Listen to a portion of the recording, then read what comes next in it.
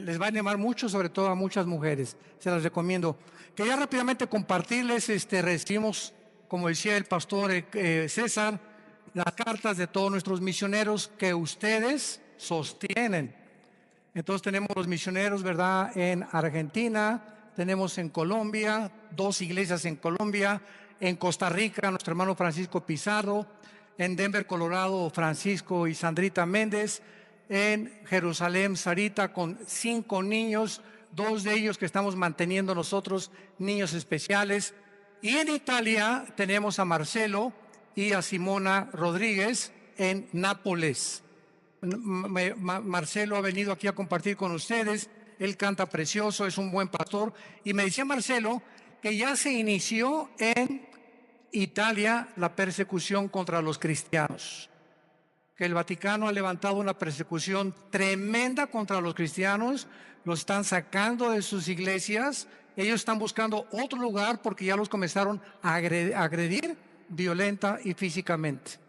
Entonces oremos por nuestro hermano Marcelo y Simón en Italia. Hay cosas que no salen en el periódico, ¿verdad?, que están ocultos, pero es increíble la persecución que existe ya en contra de los cristianos, a pesar de que podamos escuchar otras cosas por otros lados.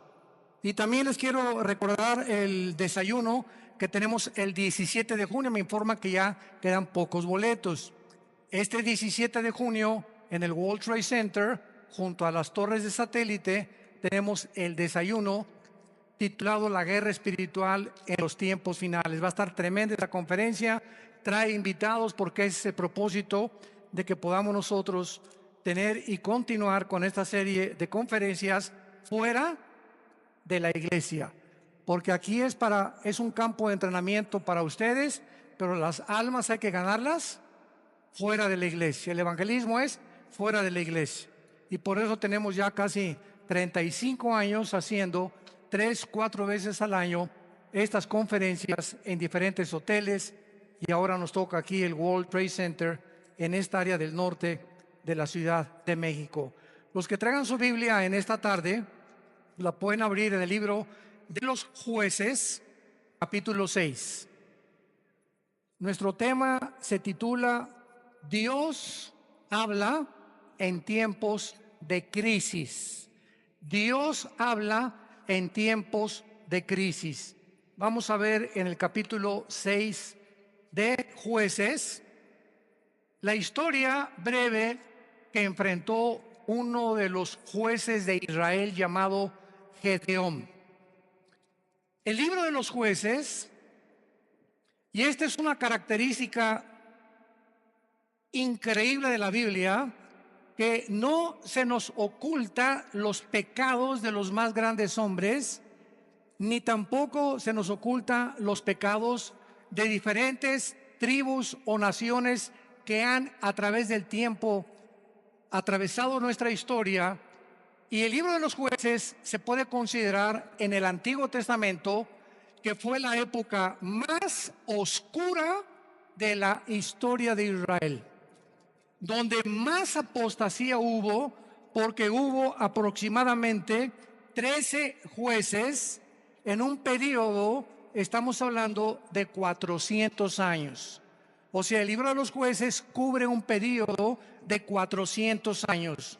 Cubre 7 apostasías, 7 esclavitudes bajo 7 naciones paganas y 7 liberaciones de Dios. Este libro es un libro que contiene, vuelvo a repetir, la historia de este pueblo de Dios que es Israel, donde continuamente estaban ellos alejándose de él. Y Dios iba y los recogía. Pero siempre Dios tiene hombres o mujeres que Él escoge para que tú vayas a tu casa a traer a tu familia a la cruz, para que puedas traer a tu nación a la cruz, para que en tu escuela comiences a alborotar la escuela y a conseguir que en tu escuela se hagan conferencias, para que podamos alcanzar al mayor número de personas, para que en tu negocio, en tu consultorio médico, en tu bufete de abogados, en tus despachos de contaduría, en tu taller de carpintería, Dios nos llama a nosotros para que seamos luz. Y mientras nosotros no estamos haciendo nada, los malos van a prosperar. Decía un gran hombre que la maldad existe porque los buenos no hacen nada. Entonces, si nos limitamos a ser cristianos de domingo y solamente venimos el domingo a persinarnos y a tener un devocional, oír la palabra, y no entendemos la responsabilidad tan enorme que Dios nos ha encomendado, estamos muy lejos de poder verdaderamente presentarnos delante de Dios sin tener nada de qué avergonzarnos. El libro de los Jueces describe, repito, una de las peores épocas que atravesó Israel. Fueron tiempos de apostasía muy grandes, por lo que Dios tenía que levantar hombres para que volvieran el corazón del pueblo a Dios.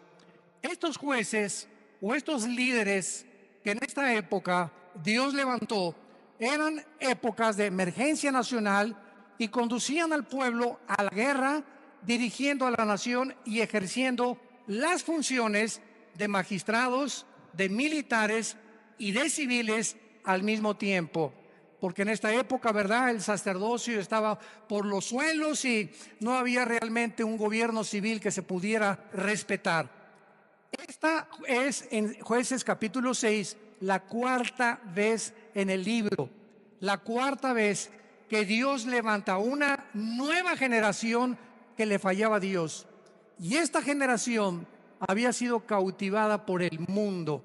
Era una generación donde vivían, y vamos a comparar esta época, que por eso escogí este capítulo, con la crisis emocional, social, política, diplomática y emocional que estamos viviendo tú y yo en este siglo XXI al cual hemos entrado.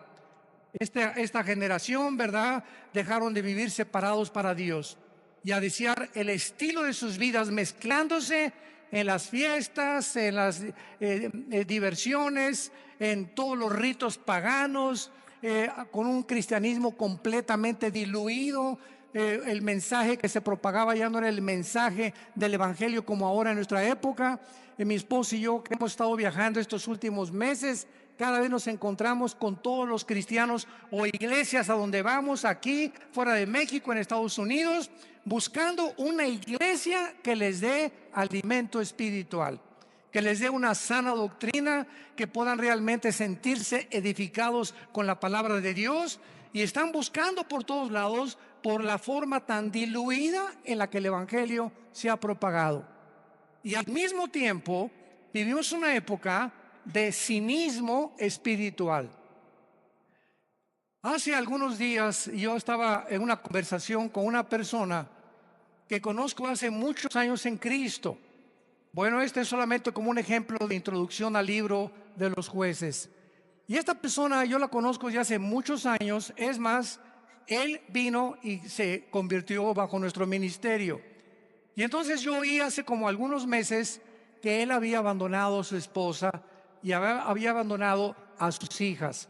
Y se había ido, pues, desde luego con un amante, ¿verdad?, con otra muchacha, su secretaria, o no sé, no importa quién haya sido.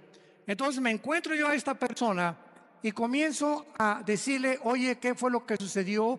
¿Verdad? Que estoy en mi corazón partido a la mitad por lo que tú has hecho. ¿Y saben ustedes lo que me contestó esta persona que tenía aproximadamente o tiene casi 15 o 20 años en Cristo? Bueno, pero ya nos perdonó Dios. Le digo: bueno, ¿te perdonó a ti? No, es que mi esposa pues ya también anda buscando otro. Pues claro, le dije, no se va a quedar a vestir santos. Si tú te vas con la amante y te casas con la otra, tu esposa no se va a quedar a esperarte toda la vida. Entonces no vengas con ese cinismo y decirle: pues ella arregló su vida, ya nos perdonamos los dos y ya me perdonó Dios. Inmediatamente lo que yo detecté fue lo siguiente: que hay cantidad de personas que se llaman cristianas y que piensan de la misma forma. Total, que Dios me va a perdonar y me puedo divorciar, y ya que me case con otro y forme otro hogar, entonces ya Dios me puede perdonar y comienzo nuevo. Porque él me dijo: bueno, ¿y ahora qué sigue? Le dije: lo que seguía era lo siguiente: si tú abandonas a tu esposa por adulterio y por otra mujer, tú te arrepientes de tus pecados y esperas que tu esposa te perdone y te esperas antes de casarte a que se case ella primera para que tú quedas libre. Esa es la forma en la que la Biblia nos traza el divorcio, el adulterio. Para Dios es algo gravísimo el divorcio, gravísimo, porque es la santidad más grande que existe y la institución más santa que existe, el matrimonio. Y ahora por cualquier cosa, todo el mundo busca, hasta porque no me cocina bien, me busco otra cocinera. Es increíble la ligereza en la que la sociedad se encuentra actualmente. Y de acuerdo a la Biblia, la única causal de divorcio es el adulterio. Nada más. Que me pega, pues te esperas y oras por él y se separan temporalmente, pero es el adulterio la única razón, y el abandono de hogar, que el gavilán te pega y se va con otra, que abre la jaula y que vuele lo más lejos que pueda. Pero bajo ninguna otra circunstancia la Biblia aprueba el divorcio. Todo esto lo vamos a tratar en el seminario de matrimonios allá en la Riviera Maya. Estoy preparando una serie de mensajes tremendos. Los esperamos que nos acompañen ahora en octubre. Y este es solamente un caso de cómo vivían los jueces. Era un tiempo de cinismo espiritual. Era un tiempo en que todo lo tomaban a la ligera. Al cambio que Dios me perdona. Esto se llama tomar la gracia con libertinaje. Aprovecharse de la gracia de Dios y vivir una vida de libertinaje. Pues al cambio que Dios me perdona. Vamos a ver estas crisis en la época de Gedeón. Capítulo 6, del 1 al 5, veamos el escenario en el que se encontraba Gedeón. Los hijos de Israel hicieron lo malo ante los ojos de Jehová, y Jehová los entregó en mano de Madián por 7 años. Recordemos que Madián era uno de los hijos de Cetura, la segunda esposa de Abraham. Cuando se murió Sara, se casó con Cetura y de ahí nacieron los madianitas. Lo podemos ver en Génesis capítulo 25. Entonces los madianitas eran primos hermanos de los israelitas o medios hermanos de los judíos. Y la mano de Madián prevaleció contra Israel. Y los hijos de Israel, por causa de los madianitas, se hicieron cuevas en los montes, cavernas y lugares fortificados. Pero pues sucedía que cuando Israel había sembrado, subían los madianitas y amalecitas, y los hijos del oriente contra ellos subían y los atacaban. Y acampando contra ellos, destruían los frutos de la tierra hasta llegar a Gaz. Y no dejaban que comer en Israel ni ovejas, ni bueyes, ni asnos. Porque subían ellos y sus ganados, y venían con sus tiendas en grande multitud como langostas. Ellos y sus camellos eran innumerables, así venían a la tierra para devastarla. No cabe duda que podemos nosotros, con esta introducción, poder comparar la época en la que nosotros estamos viviendo y el paralelo tan grande que existía en los tiempos de Gedeón y nuestro tiempo actual. Vemos en estos primeros 5 versículos la primera clase de crisis. Estaban atravesando una crisis social y de mucha violencia. Israel se había abandonado de los caminos de Dios. Dios los entrega en manos a enemigos, porque esta es la forma como Dios trata con todos nosotros. Dice la Biblia que mientras estamos en la luz, 1 Juan capítulo 1, la sangre de Cristo nos limpia de todo pecado. Bajo la luz, el diablo, los demonios no pueden meterse con mi vida, ni con mis hijos menores de edad, porque estoy bajo la protección de Dios. En el momento en que nos movemos y regresamos a la dimensión de las tinieblas, que es donde Satanás tiene acceso, Satanás no tiene acceso a la luz. Dios es luz y no hay tinieblas en él. Entonces las tinieblas están relacionadas con el pecado. El momento en que tú pecas, o ya traes una mujer en tu mente que no es tu esposa, o ya metiste pornografía a tu casa, o ya comenzaste a hacer cosas que son desagradables a los ojos de Dios, sin que tú te des cuenta. Si tú mantienes este tipo de vida, comienza el cerebro y las emociones a ser afectadas, y entonces viene lo que se llama el engaño, donde comienzas a engañarte, porque el pecado tiene el poder de engañarnos, y comienzas a convencerte que no estás tan mal. No, esa es una prostituta, esa sí está mal. No, yo no soy con mi compadre si es borracho, parrandero y jugador. Yo por lo menos estoy casado con mi esposa y tengo mis aventuritas, ¿verdad? De vez en cuando, una canita al aire, pero de vez en cuando. Y Dios es un Dios que dice la Biblia, sus párpados nos examinan y nuestros caminos están delante de Él las 24 horas del día.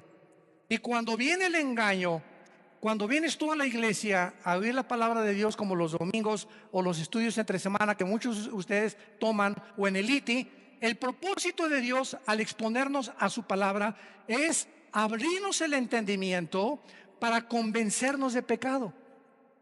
Siempre que hay un mensaje de la Biblia, hay algo que el Espíritu Santo usa que se llama la convicción de pecado, porque solo Él, ni el pastor, ni tu compadre, ni nadie te va a convencer que estás mal más que la palabra de Dios.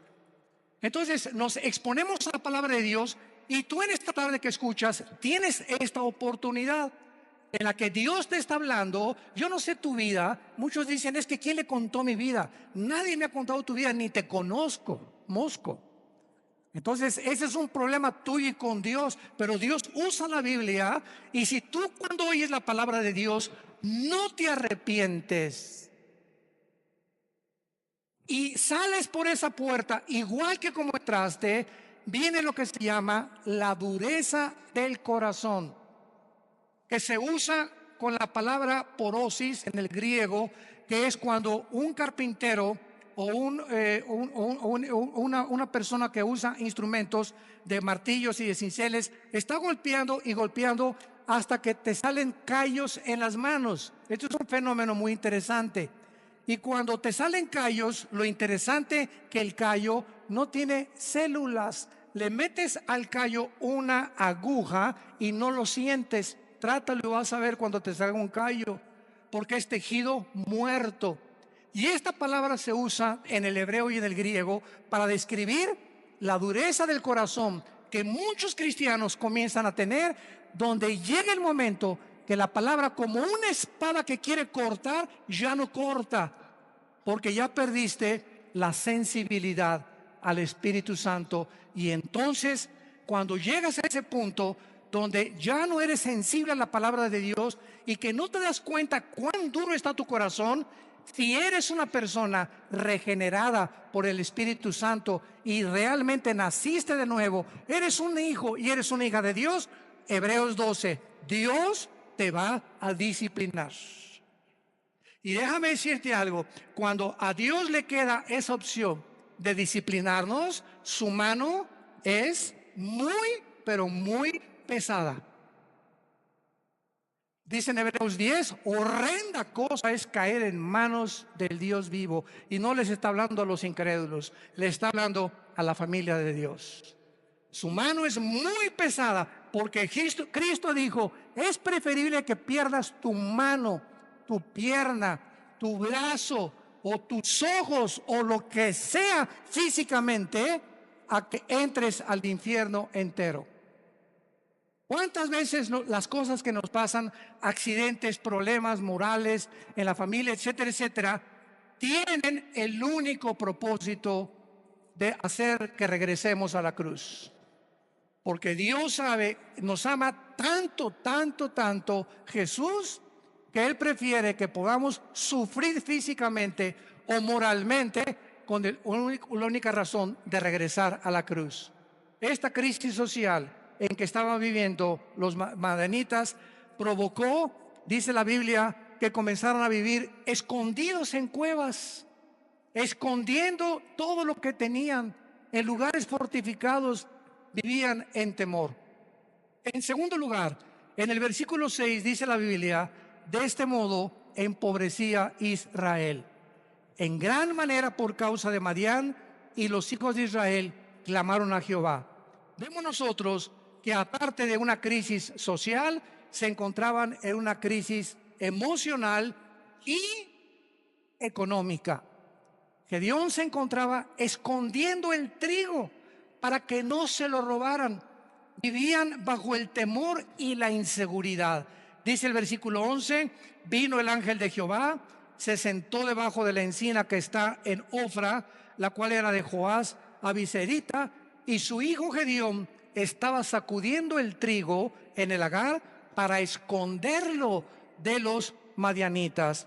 Y en tercer lugar, no solamente vivían una crisis social y de violencia, una crisis económica y emocional, sino que la peor de todas era la crisis moral y espiritual en que se encontraban. Versículos 12 y 13. Y el ángel de Jehová se le apareció a Gedeón desde luego y le dijo: Jehová está contigo, varón esforzado y valiente. Y Gedeón le respondió: ah, Señor mío, si Jehová está con nosotros, ¿por qué nos ha sobrevenido todo esto? ¿Por qué le pasó esto a mi hijo? ¿Por qué me chocaron el carro? ¿Por qué me robaron? ¿Por qué estamos en la condición en la que estamos? ¿Por qué estoy pide y pide trabajo y no encuentro por ningún lado? ¿Qué está pasando? Señor, si tú estuvieras conmigo, no estuviera pasando esto que estoy atravesando. ¿Y dónde están todas sus maravillas? Le sigue diciendo Gedeón al ángel. A ver, ¿dónde están las maravillas de Dios que nuestros padres nos han contado diciendo que nos sacó Jehová de Egipto? Y ahora Jehová nos ha desamparado y nos ha entregado en manos de los madianitas. Y mirándole Jehová le dijo: ve con esta tu fuerza y salvarás a Israel de mano de los madianitas. ¿No te envío yo? Vamos a ver esta aplicación rápido de las tres crisis sociales para continuar desarrollando esta conferencia. De la misma manera, la sociedad en que vivimos ahorita, vivimos una crisis social, oprimida por la inflación, las guerras, el hambre, las naciones fuertes oprimiendo a las débiles, crímenes, secuestros, robos, actos de terrorismo al inicio del siglo XXI. Agreguémosle esto, que vivimos, escuchen esto, vivimos la confusión política y diplomática más grande de la historia. Vivimos la confusión política más grande y diplomática de la historia. Podríamos decirle nosotros que nacimos después de la Segunda Guerra Mundial, que desde la Segunda Guerra Mundial, que Estados Unidos se levantó como la supremacía política, económica y militar del mundo, seguido por la Unión Soviética o las repúblicas socialistas soviéticas, hasta el siglo XXI, hemos entrado a un punto donde ya entre las mismas naciones, a pesar de la grande tecnología y los avances científicos que tenemos, nos encontramos tan confundidos políticamente, donde ya los gobiernos del mundo ya no saben qué sistema de gobierno utilizar, si socialismo, si comunismo o socialismo y comunismo mezclarlo, si democracia, si monarquía, porque los sistemas que se han probado hasta el siglo XXI, las mismas democracias han fracasado. El siglo XX demostró que el comunismo no era un sistema que se podía aplicar a ningún gobierno del mundo, como lo dijo Mikhail Gorbachev en su libro La Perestroika. Vemos ahora que la democracia, pues se siguió el patrón de la democracia y el modelo de la democracia, porque era Estados Unidos el que iba como líder. Y los países dijeron: bueno, pues si en Estados Unidos el mejor vestido, el país mejor vestido, el mejor alimentado, el que más guerras ha conquistado, guerras ha ganado, y el que sacó al comunismo, al fascismo y al nazismo del siglo XX, vamos a seguir ese modelo. Y vemos ante nuestros ojos, al entrar aquí al siglo XXI, los que venimos desde el siglo pasado, que la democracia es una fanfarronería ya. Ya no es cierto que hay democracia, no es cierto que el pueblo gobierna, no es cierto que hay respeto por las instituciones. Vivimos una confusión, un caos político y diplomático, donde todos los sistemas se están derrumbando a nuestros ojos, todas las ideologías se están desmoronando, todo está cayendo delante de nuestros ojos. Y ahorita los jóvenes, nunca como en los últimos 10 años había habido tantos suicidios de muchachos de 8 a 16 años. Nunca había habido tantos suicidios. Los jóvenes se están quitando la vida, no quieren vivir en el mundo que tú y yo vivimos.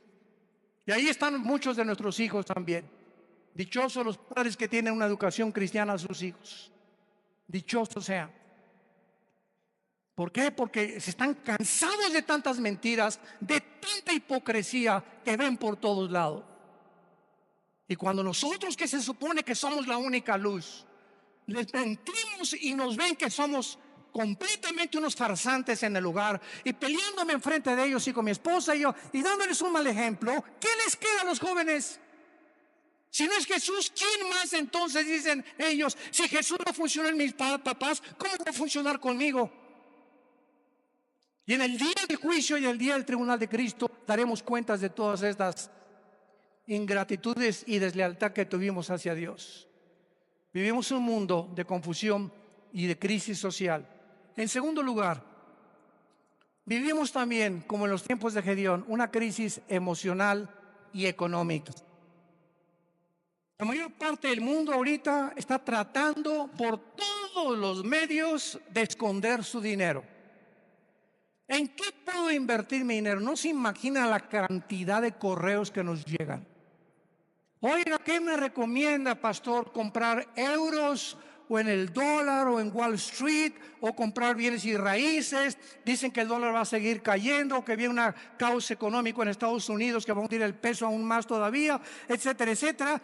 Y todas las cosas que comienzan a bambolearse, como dice en Hebreos 12, voy a sacudir los cimientos del mundo, la economía, la política, los temas, todo va a comenzar a bambolearse. Así vivimos un mundo donde comenzamos a ver que todo es inestable, todo, no hay nada firme, todo está cayendo hacia nuestros ojos, la moral por los suelos, como lo vamos a ver también, la política, la economía, la ideología, todo. ¿Qué entonces hacemos los cristianos? Vivimos una época de crisis, ¿quién lo puede negar? ¿Qué vamos a hacer entonces con el dinero? ¿Vamos a estar igual que el mundo, preocupándonos en qué invertir, escondiendo el dinero debajo del colchón de la cama? Es la crisis en la que estamos viviendo, emocional y económica. Y tantos impuestos, vive la gente angustiada, temerosos, llenos de estrés. La clínica Mayo en Rochester, una de las clínicas más prestigiadas en medicina, el Hospital Hopkins en Inglaterra, de Estados Unidos, de las instituciones más prestigiadas en medicina, llegaron a un acuerdo el año pasado que la causa número 1 de problemas físicos en el ser humano actualmente y emocionales tienen una sola raíz. Ya no son ataques al corazón, entonces consecuencias, el problema y el peligro más grande que está asumiendo al mundo ahorita, robándole la salud, se llama el estrés. El estrés.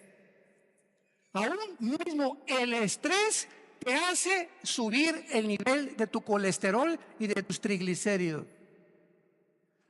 Así que si tú eres una persona que fuiste al médico y tienes más de 200 de colesterol arriba, o tu glucosa pasa de los 100 puntos, etcétera, etcétera, y tú dices, bueno, voy a entrar a una dieta, y crees que con la dieta se va a mejorar, claro que te va a ayudar, pero si no va acompañado con la paz en tu vida, y tú puedes estar comiendo todos los días lechuga y convertirte en el bunny books, en el conejo. No importa lo que puedas hacer, si tu vida no tiene paz y no tiene equilibrio y no tiene una estabilidad emocional, no importa lo que hagas, porque emocionalmente lo que descompone el organismo es el cerebro y la falta de paz. El estrés es un estado de angustia, de incertidumbre, que estás así, de enojo, de ira, de desconfianza en el mundo, andas como león enjaulado y se te atraviesa en el tráfico y quieres sacar la pistola y le recuerdas a la mamá y hasta a la abuelita le recuerdas cuando se atraviesan en el tráfico. Y llegas a la casa y estás igual. Entonces tú no vas a llegar a los 40, 50, 60 años de edad como una persona normal. y vas a comenzar a padecer de enfermedades que tienes una buena dieta, pero te está descomponiendo tu estado emocional. ¿Por qué? Porque no tienes paz. Y hace 2000 años, Jesucristo nos dio la medicina para el estrés. Mateo capítulo 6, versículo 25 en adelante. Por nada estén afanosos.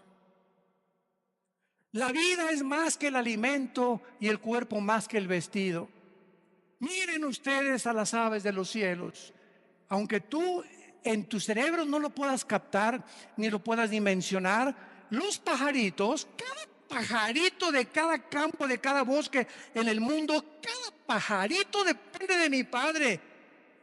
Y Dios les puso a los pajaritos un chip para que nunca veas a un pajarito sembrar, para que nunca veas a un pajarito cosechar, y para que jamás vayas a encontrar que ningún pajarito nunca guardan su comida, no la almacenan en Banamex ni en Bancomer. Y sin embargo, vale un peso cada pajarito, 2 pesos, y si mi Padre los alimenta, ¿cuánto más ustedes, que di mi vida en una cruz, que resucité de los muertos, que cambié la historia, que me apareció más de 500 personas en los primeros meses y años de mi vida, y que vivo en el corazón de muchos de ustedes? ¿Cómo es posible que hayas llegado a ese punto donde dudes que te voy a dejar? Ahora que estábamos mi esposa y yo en Acapulco, no estábamos ni en la playa. Siempre que, igual cuando vamos a la Riviera Maya, ¿verdad? Lo que menos, ni a la alberca nos da tiempo de meternos, porque vamos a ministrar a la gente. Y estábamos en Acapulco y tuvimos el desayuno, 600 personas. Fue una vez, como no se imagina qué bendición fue. Nuestra iglesia en Acapulco está creciendo tremendamente. Bueno, en la consejería llegó una muchacha este fin de semana pasado y nos dice a mi esposa y a mí, de 18 años, ay, pastores, ¿qué te pasa, nena? Pues no tengo trabajo. Nena, ¿tienes papá? Sí. ¿Y mamá? También. ¿Cama para dormir? Sí. ¿Y comida? Sí. Entonces, ¿y eres cristiana? Sí. Entonces, ¿por qué estás en esta condición? Dale gracias a Dios y dile: Padre, gracias por mi papá, tengo cama, tengo alimento, tengo que vestirme, me están pagando la escuela, y te preocupas porque no tienes trabajo y llegas a un estado de estrés en el que casi te estás desmoronando enfrente a nosotros. Le dije: eres una incrédula. Tú no puedes agradar a Dios de esta manera. El día que tú le des gracias a Dios por lo que tienes y no te fijes en lo que no tienes, Dios te va a dar el trabajo. Fíjense ustedes cómo somos, ¿verdad? ¿Cómo somos nosotros? ¿Cuántos refugiados salen ahorita de Siria? 6 millones. Velos en los periódicos, velos en los videos, con una maleta, con 3 cambios de ropa o 2 a lo mucho, con 3 o 4 chamaquitos detrás de ellos, sin saber qué país les va a abrir la puerta, sin saber si mañana van a dormir en la tierra, en un camión, si los van a matar. Y nos estamos quejando nosotros. Estamos quejando nosotros. ¿Será posible que seamos tan malagradecidos?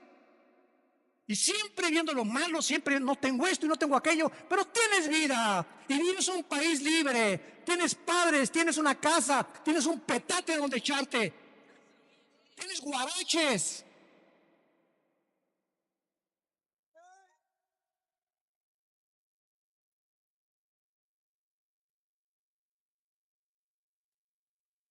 Vivimos una crisis moral y una crisis espiritual, no cabe duda.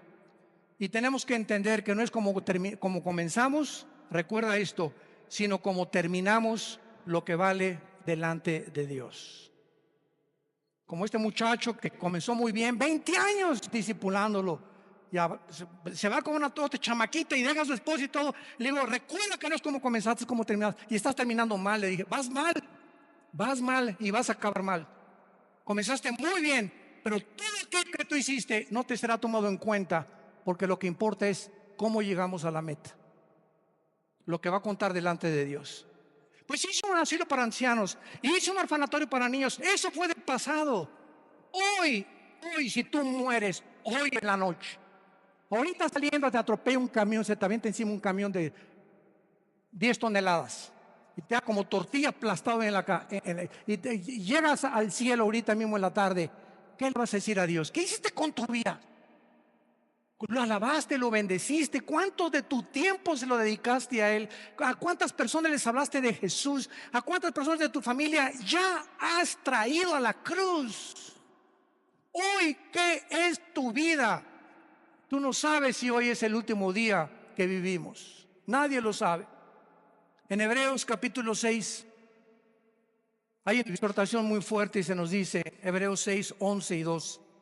Pero deseamos que cada uno de ustedes muestre la misma solicitud hasta el fin. Otra vez, no es como comenzamos, sino mantener el mismo ritmo. Por eso se compara la vida cristiana con los maratones en Hebreos 12, que corramos de tal manera que alcancemos el premio. Entonces, no es solamente como comenzamos, sino mantener el ritmo, mantener el ritmo, mantener el ritmo. Y vienen los ánimos, y vienen las tormentas, y vienen las lluvias, y problemas, y el dólar, y el petróleo, y las guerras. Y nada te apachurra, nada te amedrenta, nada. Ay, pues ya se las cosas. Ay, ya me quiero morir. No, de todas las cosas, el espíritu que Dios nos ha dado es un espíritu de poder, es un espíritu de amor, de dominio propio. Pero cuando tú te despegas de este libro y cuando tú abandonas a Dios, viene como una catapulta, como un huracán, como un tsunami, todos los problemas en tu vida, y no tienes fuerzas para poder soportarlo, ni para poder resistirlo, y te vienes al suelo y te emborrachas y te drogas y abandonas a tu esposa y comienzas a buscar las salidas fáciles porque no tuviste el poder, que no le dijiste al Espíritu Santo que te fortaleciera. Y por eso muchos de ustedes viven una crisis moral, de depresión y de estrés, porque no es cierto que creen en Jesús. Se han soltado de Jesús, y en este tiempo de crisis el corazón está siendo probado. Dios nos está probando en esta época porque escúchenme, somos la última generación que estoy seguro que nos vamos en el arrebatamiento de la iglesia.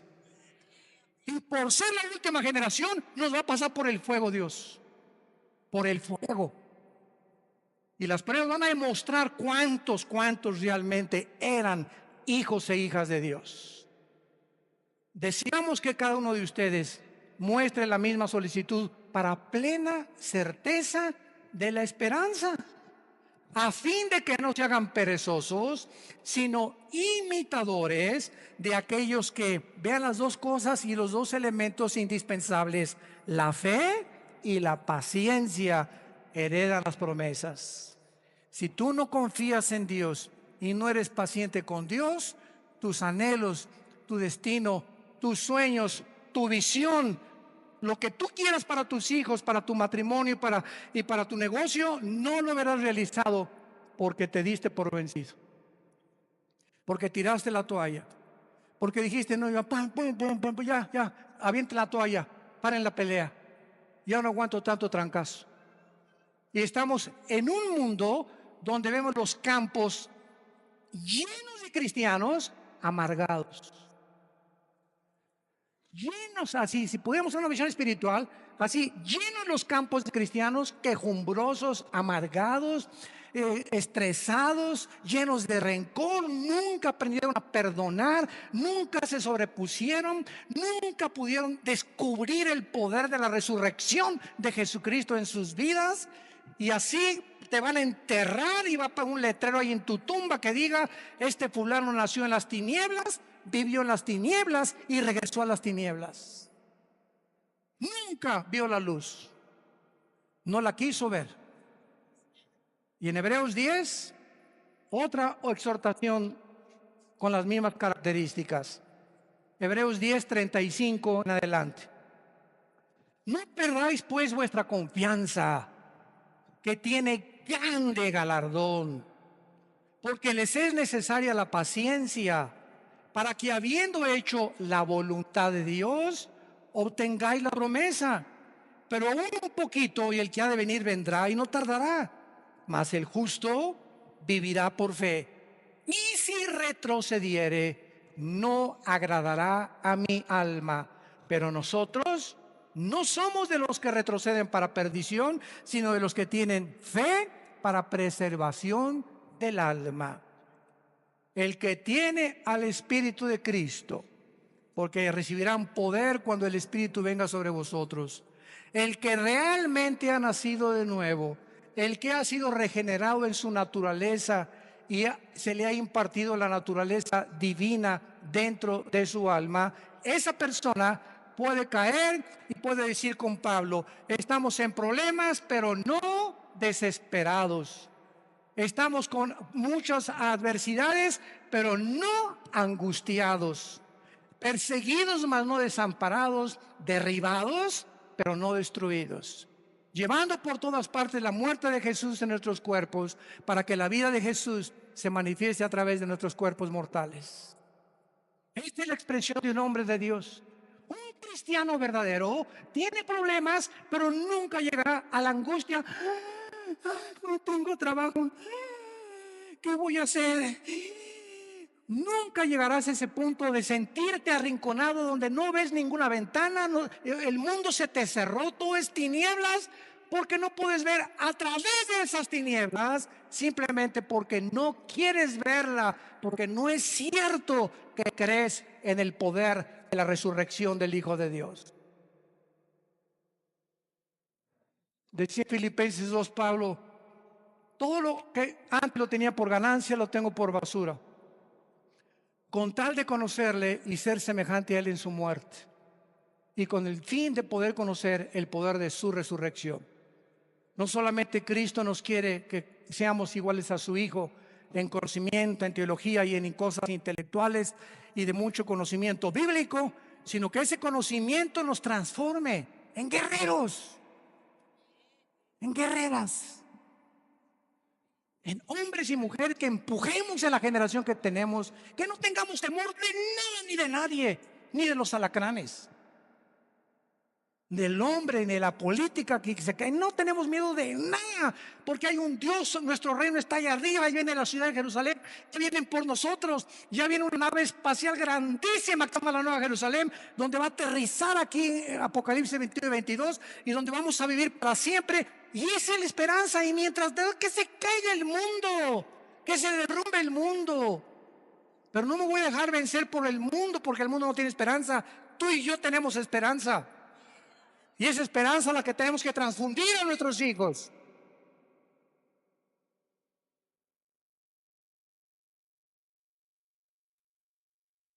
No caigamos en lo que al principio Gedeón estaba cayendo. Si Dios existe, ¿por qué me está sucediendo esto? ¿Por qué Dios no me sale de mis problemas? ¿Por qué me permitió Dios que me casara con esta persona? ¿Por qué Dios me ha abandonado? Cuando entramos en ese punto de depresión, es tan difícil que podamos nosotros salir de él. En el versículo 14 de Jueces 6 de nuestro pasaje, veamos que Dios habla en tiempos de crisis. Y mirándolo Jehová le dijo: ve con esta tu fuerza y salvarás a Israel de mano de los madianitas. ¿No te envío yo? Ante todos estos cuestionamientos de inseguridad, ese es el problema, que estamos viendo alrededor lo que el mundo, las noticias y cómo el mundo se está desmoronando ante nuestros ojos, pero no vemos el poder que tenemos dentro del Espíritu Santo. ¿Por qué creen que Dios nos dio el Espíritu Santo? Dice: les daré poder, porque no lo tenemos. Y es un espíritu de poder, es un espíritu que nos va a hacer sobreponernos a todo lo que atravesemos. Aunque pasemos por el fuego, no nos quemará, por el agua no nos ahogaremos, y aunque un ejército nos rodea a nuestro alrededor, Jehová es mi luz, mi salvación y mi esperanza, no temeré de nada ni de nadie. Él es mi pastor, nada me faltará. Aunque ande en valle de muerte, no tendré miedo de nada ni de nadie. Y todo este espíritu y toda esta capacidad que tenemos dentro es precisamente para vencer al mundo. Y dice 1 Juan capítulo 5: todo el que es nacido de Dios vence al mundo. Y esta es la fe que ha vencido al mundo, nuestra fe. Entonces tenemos que entender, si no somos vencedores Y somos un grupo de cristianos tirados, quejumbrosos, tirándose, niñas de almas, y te dejas llevar con todas las malas noticias del mundo, y por acá y por allá. Simplemente es porque te has desconectado de la fuente de energía, porque separados de Él, nada podremos hacer. De la misma manera, Dios te habla y te dice lo mismo. Te he llamado para enviarte a tu familia. ¿Por qué crees que te salvé, dice Dios, en esta tarde? ¿Por qué crees que tú fuiste el primero en tu familia en conocerme? Vas a llegar con tu familia, y si son religiosos, o son mormones, o son masones, o son musulmanes, no importa, todos venimos de familiares con diferentes ideologías. Y Dios toma una persona en la familia para iluminarla, para darnos el conocimiento. Así comenzamos en nuestra propia familia. En la familia nosotros comenzamos con mi hermano Alejandro, que es el director del Instituto Teológico Internacional. 2 años después me convertí yo, después mi hermana, mi mamá, mi abuela, que fue presidenta de la Acción Católica 35 años, la viejita se convierte a los 82 años. Que fue la que ya murió a los 93 años, Dios la tenga en su presencia. Pero toda la familia de repente, ¿verdad? Con el testimonio, con todos ahorita, todos los nuestros, ¿verdad? Desde luego, ya primos tenemos que no, pero lo que somos hermanos y todos de nosotros, todos somos cristianos y todos servimos a Dios. Una bendición enorme, una gracia que Dios nos dio. Pero ¿por qué, verdad? Porque esa es la misión de Dios, salvar familias. Tú y tu casa, yo y mi casa serviremos a Jehová, dijo Josué antes de morir. Y si ustedes creen que no vale la pena servir a Dios, sirvan a los ídolos. Pero yo y mi casa serviremos a Jehová. Y finalmente,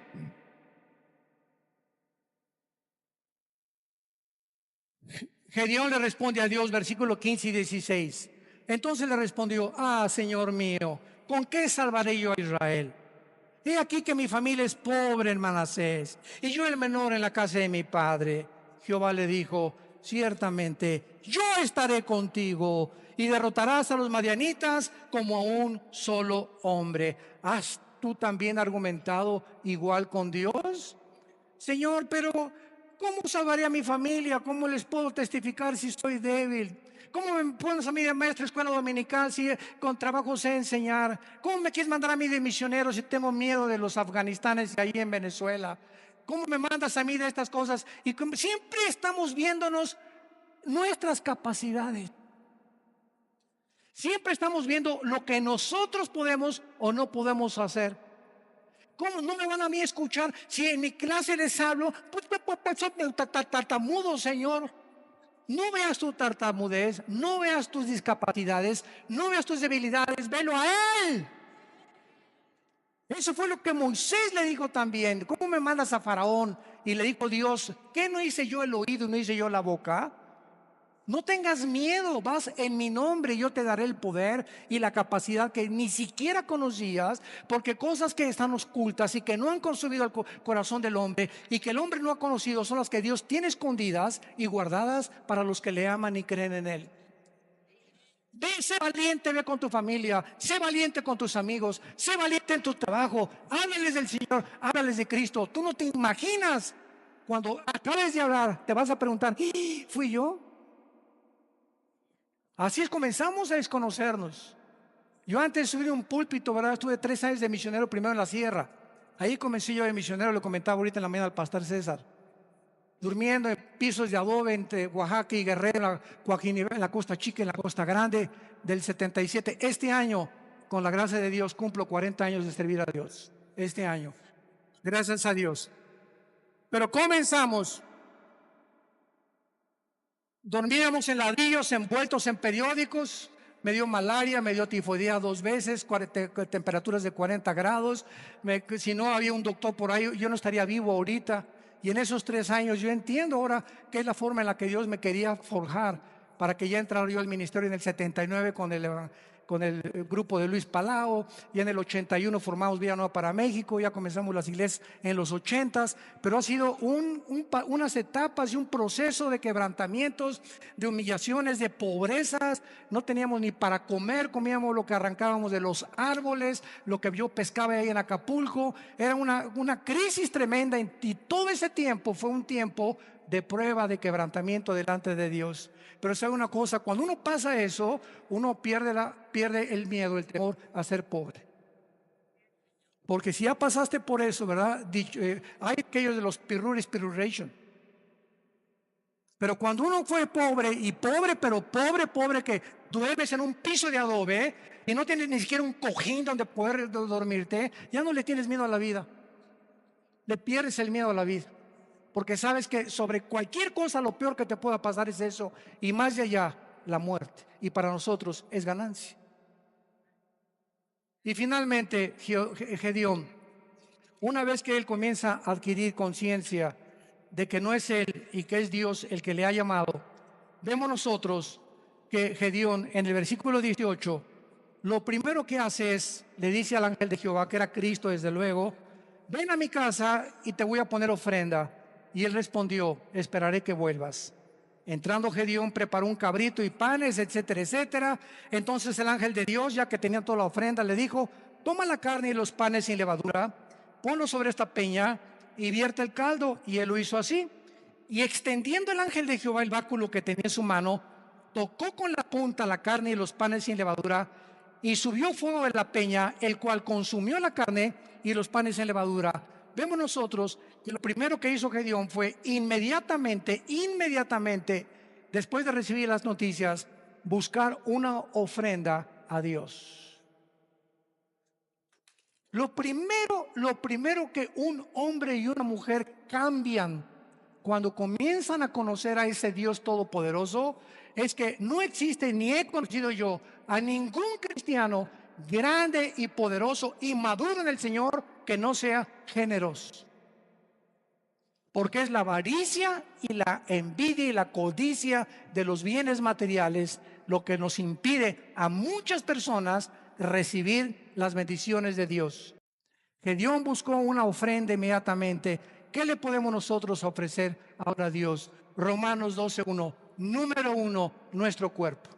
Síganme con mucho cuidado. Presentar vuestros cuerpos en sacrificio vivo. Romanos 12:1. Santo, agradable a Dios, que es vuestro culto racional. En el original griego dice, es la manera más racional para vivir. Si tú quieres servir a Dios, lo primero que comienzas es cuidar tu cuerpo. Y no solamente de lo que comes, sino también sexualmente. Nadie puede servir a Dios cuando hay una sensualidad o una sexualidad no controlada. El hombre más sabio de la historia, Salomón, y el hombre más fuerte de la historia, Sansón, los dos fueron vencidos por una mujer que no era su esposa. Y aquí está en la Biblia como ejemplo para que podamos aprender a no confiar en nosotros mismos. El que mire que está firme, mire que no caiga. No jueguen con el pecado sexual. No juegues ni te dejes tocar por tu novio. No toques a tu novia si la quieres. ¿Por qué? Porque eso es santo delante de Dios. No salten a privilegios, jóvenes que me escuchan, que no les corresponden. Espérate hasta el matrimonio. El acto sexual es solamente permitido por Dios y grandemente bendecido dentro de la esfera del matrimonio. Nunca el acto sexual será bendecido antes o ya casado con otra persona que no sea tu esposa, que se llama adulterio. Mientras nuestros cuerpos no sean santos delante de Dios y no tengamos limpia el alma sexualmente y también físicamente, ¿verdad?, una alimentación adecuada, vamos a impedir nuestro avance y las cosas grandes que Dios podía haber hecho con nosotros no las hará. Dios busca hombres y mujeres santos en toda su manera de vivir, para ser usados como instrumentos a un Dios que es santo. Dice en 2 de Timoteo, Pablo, en una casa hay trastos sucios, en tu casa tienes en el fregadero vasos sucios y tienes en la vitrina vasos limpios. Si llegan invitados, ¿qué vasos usas? Los limpios. Y así en el servicio a Dios hay cristianos sucios que están en el fregadero ahorita. Ahí están Dios y que está queriendo lavarlos y no los usa Dios. Y quieres que te use Dios, pero no te puede usar porque no estás limpio, entiéndelo. Entonces, si hay algo que Dios quiere usar ahorita y no aprovechamos esa oportunidad, va a buscar a vasos limpios Dios, porque Él es un Dios santo. No nos perdamos esta oportunidad de servir a Dios por nuestra falta de limpieza y de santidad, porque estamos viviendo ante un Dios santo. Y finalmente, dice el versículo 24, y edificó allí Gedeón altar a Jehová y lo llamó Jehová Shalom, el cual permanece hasta el día de hoy y de Ofra. Vemos nosotros que Dios le dice a Dios: yo soy tu paz, y mientras yo tenga tu paz y yo gobierne tu vida sexual, tus pensamientos, tus emociones, tu destino, tú vas a ser un vaso que te vas a rendir. Y nunca nadie ha podido imaginarse lo que Dios puede hacer con un hombre y con una mujer enteramente rendidos bajo su poder. Te damos gracias, Señor, por tu palabra. Gracias, Señor, porque esta es la paz que podemos tener en medio de cualquier crisis. No importa la crisis que atravesemos, si no tenemos paz, seremos arrastrados con el mundo que nos rodea. Es la paz que tú necesitas también, y entonces vas a entender que Dios te dice: no temas, yo estoy contigo. Yo soy tu Dios que te esfuerzo, sé valiente. Nunca te dejaré, nunca te abandonaré. Vas a entender que Él es suficiente. No necesitamos nada ni nadie más que a Él. Su poder con el que hizo el universo nos levantará, nos fortalecerá siempre.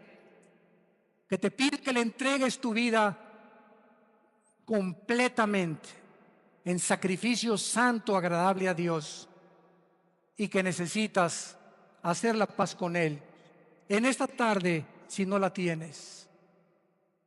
Dice el libro de Job 22:21, amístate ahora con Él y por ello te vendrá la paz. Haz a Jesús tu amigo y vas a conocer una paz que sobrepasa el entendimiento, que guardará tus pensamientos y tu corazón en medio de cualquier crisis que atravesemos, porque Él es Jehová Shalom, el Señor nuestra paz. En el nombre de Jesús. Amén. En esta tarde, César, vamos a hacer el llamado, hacer el llamado ahorita para muchos de ustedes que no han recibido a Cristo, pero les pido que se pongan de pie para que recibamos esta bendición pastoral antes de que se vayan a sus hogares. Con todo tu corazón, con todas tus fuerzas, con toda tu mente, recibe esta bendición. Dios bendiga tu vida. Oh Dios, dile en tu corazón: sí, Señor. Dios bendiga tu matrimonio. Dios bendiga a tus hijos. Dios bendiga a tus padres, a tus hermanos, tus animales domésticos. Dios bendiga tu trabajo, tu entrada y tu salida. Dios ponga sobre ti su paz, que guarde tus pensamientos y tu corazón, que seas lleno de todo conocimiento y sabiduría que viene de lo alto.